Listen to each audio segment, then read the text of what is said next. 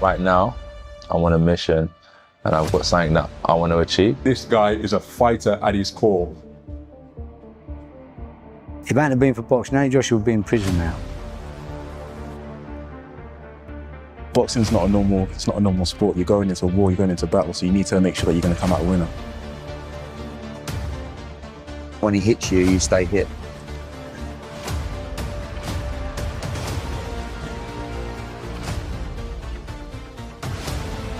Anthony's one of those fighters that when he fights, when he hits someone, you hear the crowd gasp. I never thought he'd come this far. Can't wait to see how far he ends up going.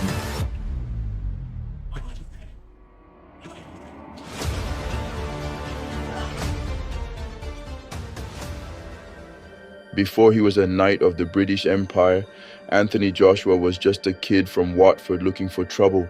First went into a boxing gym, he had a tag on his ankle. He had some run-ins with the police. Street fights, a brush with the law, and an arrest that almost ended his story before it began. I was arrested, I was on remand. I got banned from the area I grew up in for fighting too much. I had to relocate to London to get away from all the trouble. He moved to London, picked up a trowel as a bricklayer, and found a home at Finchley ABC.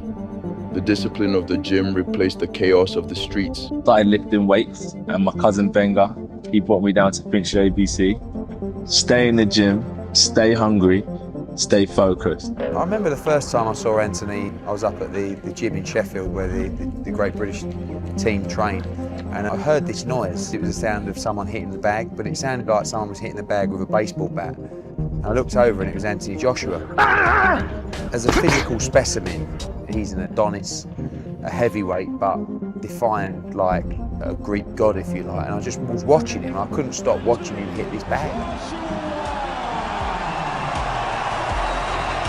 So this is the start of potentially a very, very long and exciting journey for Anthony Joshua. Well, this is where the journey begins, isn't it? We won't find all the answers tonight, of course, but at least the journey will begin. Big solid right hand there has shaken the Italian. Oh, and he's going.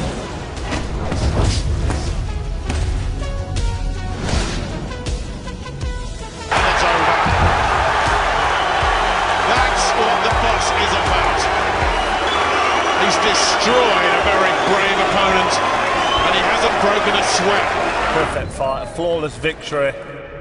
Flawless.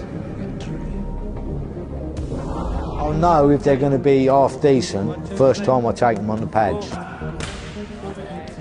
He was like a sponge. He was like, I want to learn, I want to do this. He was always, when am I going to spar? When am I going to spar? When am I going to do? You've got to have something a little bit special about him. Anthony's definitely got that special thing about him. Kind of got interested in boxing much later on. I think he was probably when he was about 18 or so. But prior to that, he had always been into like football and athletics and all sorts, gymnastics and all of those things, but nothing, no. Boxing happened later on. In 2012, just years after picking up the gloves, the 22-year-old stood in the center of a roaring London crowd. Hear the roar, the cheer, the support that they gave me. The most rousing reception granted to him. There was just something like a gladiator moment, like a Spartan moment, you know, when they're about to go out into the battlefield.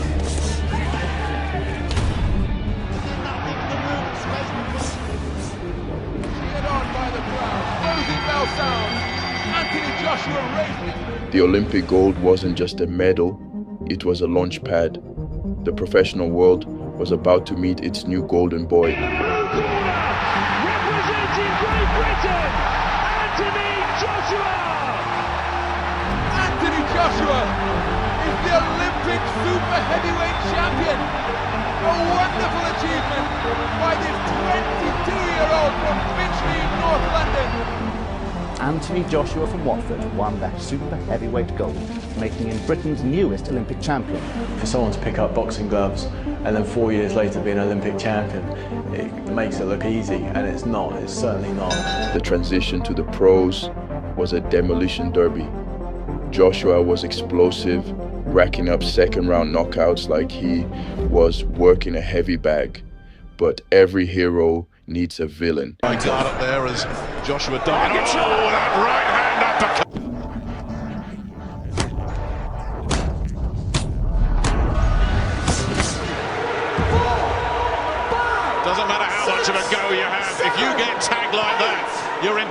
trouble, and he's done.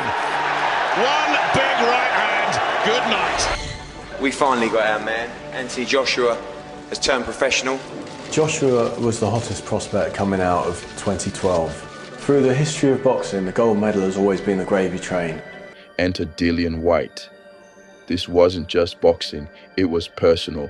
Whyte brought the street out of Joshua, accusing him of being a fake gentleman. You're from. I'm getting your opinion. You go on like you're this nice guy. You're a scum. During their 2015 fight, the tension boiled over. You know, I've been doing this since we don't want to go 2-year ban. Let's get ready to rumble! This one has had a real bad edge about it. A lot of trash talking, a lot of nastiness. Whyte trying to go Joshua. Joshua not taking the bait. Now it becomes very real indeed. But an awful lot on the line personally for these two, as Whyte says he wants to expose Joshua as a fake. Big swing and a miss from Whyte. After the first round ended, Whyte swung late. Joshua didn't back down. The referee had to separate two men who genuinely hated each other. After the bell ending a lively first round, the fighters kept punching, creating instant chaos. What's happening here? Everybody's in the ring. Absolutely the right thing here, and just taking the sting out of it, calming everybody, calming the two boxers down. And this crowd is getting super heated as well.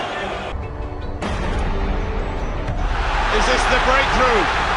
Whyte looking to hold on. Who have you knocked out clean and they stay down and they've been knocked out clean? Nobody. You get rid of ropes, you throw some little punch and the referee jumps in and stop it. When I hit people, they go down.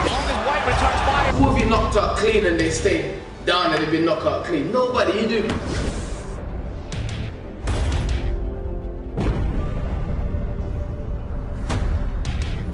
he goes. Surely no way up here. The body snatcher was down. Joshua was a superstar. That's it, and unbelievable at the finish. Joshua asked a lot of questions tonight, came up with the answer when it mattered, and it was a brutal finish. The buzz, the hype that is building around Anthony Joshua, fight by fight, just took another big leap. Every peak has a valley. Against Alexander Usyk, Joshua met a tactical genius he couldn't solve. He has put himself on that list as one of the greatest winners, period, of any generation. Conventional fight wisdom says that after trying to outbox Usyk in their first fight 11 months ago at Tottenham Hotspur Stadium, he must be the aggressor this time. Can do this, it's the big fight afterwards with the Gypsy King Tyson Fury, but I am picking Usyk to win this fight between rounds 7 and 11 by stoppage. The sport is better now because of the other night. The good news is we have one heavyweight champ of the world, and his name's not that hard to pronounce. Even Teddy Atlas might get it right. Usyk. Usyk. Usyk. Ladies and gentlemen, let's get ready to rumble! Ukrainca must be the aggressor this time. Let his hands go early, close the space, impose himself on this very skillful southpaw Ukrainian. Attack, attack, attack. He can get the job done in 6 or 7 rounds.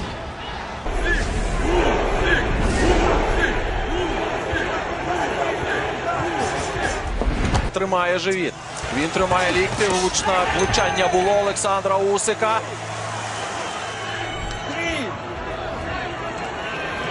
I also get that he's more confident now, having beaten him one time. And that he learned a lot from that Usyk. Oh, nice. Quick little right hand from Joshua. Both men with swelling under the right eye. Usyk has a choice here. He prepared. He knows how to beat this guy. He beat him in a very workmanlike way. So he's lost his front on. I think you look back, the reflection, that was a beautiful boxing performance. Все! Знову 12 раундів драми.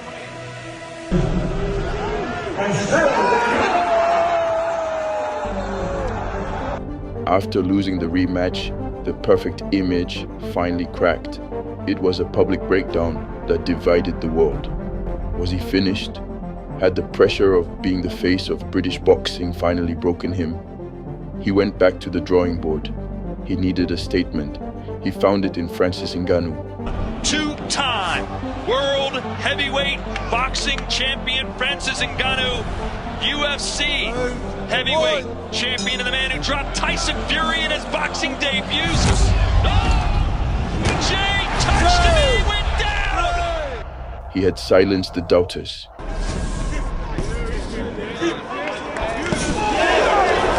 To me, great fighters are like voyagers. They're like great explorers because they explore new areas.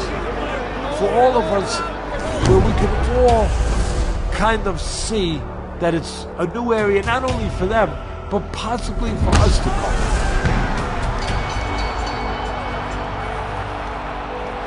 He was back in title contention. Then came the fight the internet demanded. Joshua versus Paul. The promotional hype was inescapable, dominating every corner of social media. The old guard versus the new media.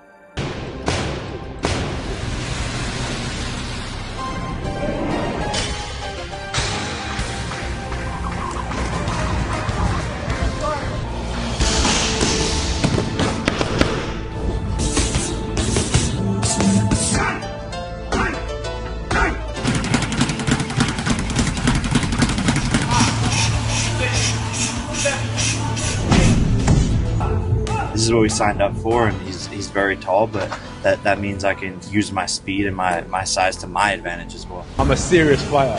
That's just the difference. I'm a serious fighter. You're gonna get tough.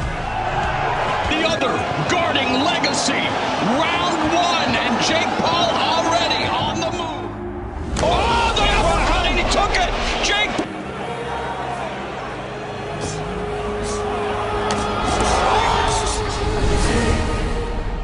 These broken wings. Oh, the right uppercut. It's amazing that Paul is still standing, taking the right uppercut. And even if he does land his best shot at the moment, not that much is going to happen. Despite the divided opinions, the outcome in the ring was decisive. Joshua secured a clinical knockout, confirming his dominance over the crossover boxing world.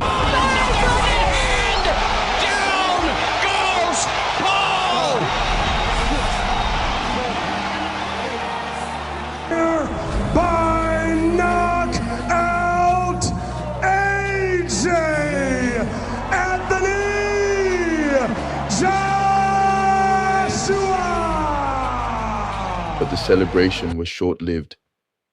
Hours after the victory, the lights of the arena were replaced by the flashing lights of an emergency scene. The Federal Road Safety Corps in Nigeria just confirmed that British professional boxer Anthony Joshua was involved in a car crash that claimed the lives of 2 people. In which 2 friends of British boxer Anthony Joshua were killed. Former world heavyweight champion Anthony Joshua was involved in a deadly crash today in Ogun, Nigeria. In a career defined by public highs and private struggles, this was his hardest hit. Will AJ return to the ring to chase the ultimate undisputed crown, or has the tragedy outside the ropes changed his perspective forever? Is Anthony Joshua the greatest British heavyweight of all time, or is his legacy still unfinished? Let us know in the comments. Subscribe to Celebrate Men for more stories of the legends who defined an era. We'll see you in the next one.